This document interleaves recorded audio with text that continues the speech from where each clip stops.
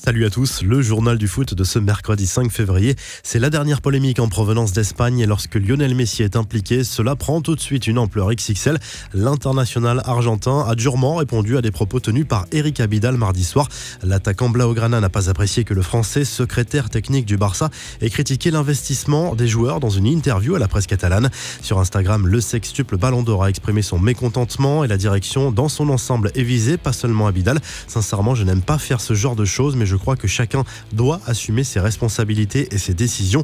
Les joueurs sur le terrain, nous sommes les premiers à reconnaître quand nous ne sommes pas bien, a d'abord écrit Lionel Messi. Les responsables de la direction sportive doivent aussi assumer leurs responsabilités et surtout les décisions qu'ils prennent. Pour finir, je crois que lorsqu'on parle des joueurs, il faudrait donner des noms parce que sinon ça salit tout le monde, a conclu Messi. Cette réaction publique rare de la part de l'Argentin provoque un mini-séisme au sein du club qui va devoir réagir vite. Et décidément, les problèmes s'enchaînent pour le club blaugrana qui pense à recruter un attaquant après la nouvelle grave blessure d'Ousmane Dembélé. Voilà qui relance les éternels débats sur son manque de professionnalisme et son hygiène de vie.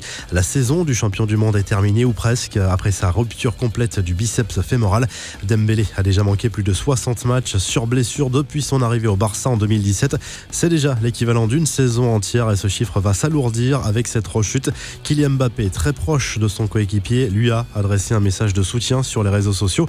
Quelques infos en bref, l'avertissement de Dimitri Payet, le meneur de jeu de l'OM, a fait passer un message à ses dirigeants en conférence de presse.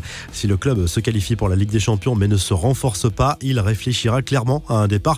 Si c'est pour se qualifier et avoir un effectif qui ne permet pas de la jouer dans de bonnes conditions, forcément, je me poserai les bonnes questions s'il faut aller voir ailleurs, a lâché le Marseillais. Selon une information de la rédaction de RMC, le président d'Angers, Saïd Chaban, est visé par une plainte pour agression sexuelle et une enquête préliminaire a été ouverte.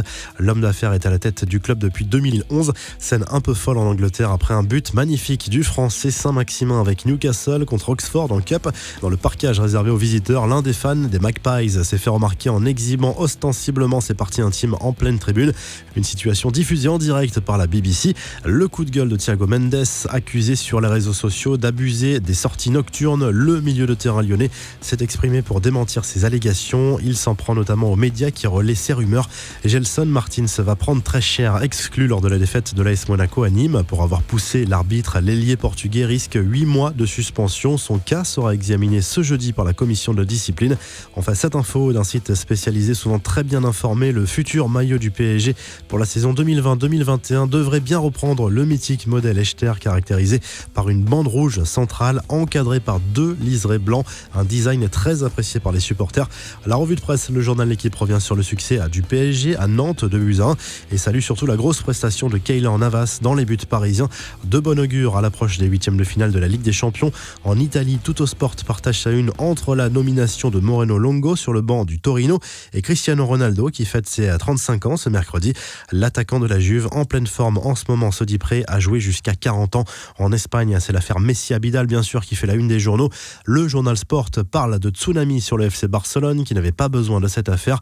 Même son de cloche pour le Mundo Deportivo qui fait sa une sur la sortie très remarquée de Lionel Messi après les déclarations d'Eric Abidal sur le manque supposé d'implication de certains joueurs. Vous retrouvez l'actu foot sur topmercato.com, l'appli Top Mercato et à très vite pour un nouveau journal du foot.